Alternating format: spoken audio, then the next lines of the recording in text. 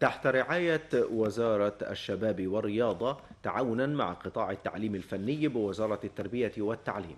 وفي إطار إحياء القيم المجتمعية والأخلاقية والمساهمة في نشرها بين الشباب، قامت صباح اليوم مديرية الشباب والرياضة بالإسكندرية بتكريم طلاب وطالبات مدارس التعليم الفني الصناعي والزراعي بالإسكندرية من الذين شاركوا بفعاليات مبادرة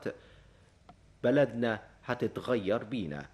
وأكد الدكتور محمد عرابي وكيل أول وزارة الشباب والرياضة بالإسكندرية أكد على صرف المكافآت للمشاركين تتوزع على الطلاب والطالبات من المتميزين ممن قاموا بتنفيذ النشاط التطوعي بمعاونة وإشراف معلميهم وموجه التخصصات التعليمية المختلفة من أعمال نظافة ودهانات للواجهات والأسوار وتحديد الأرصفة وتزيين الأفنية والملاعب وتشجير وزراعة نباتات الزينة ورسم الجداريات وشعارات التحفيز والتشجيع من أجل الانطلاق للعمل والإنتاج وتنمية ونهضة مصرنا الغالية.